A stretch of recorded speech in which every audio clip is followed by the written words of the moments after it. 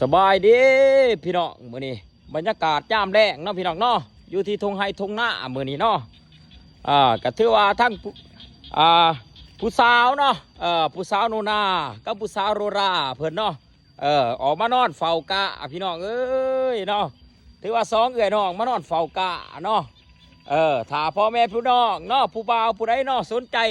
น้องสาวโรรากับน้องสาวโนนานี่ก็สามารถมานอนเฝ้ากะนะเพิ่นได้เด้อไปเด้อพี่น้องเอ้ยเนาะโอ้ยฝุ่นแลนใหญ่แหละพี่น้องเอ้ยมานอนเฝ้ากะเนาะพี่น้องเอ้ยบรรยากาศธรรมศาสตร์ยามแล้งเนาะ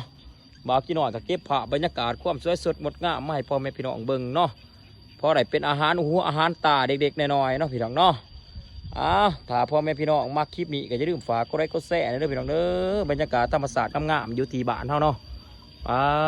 เดือนกำลังขึ้นพี่น้องเอ้ย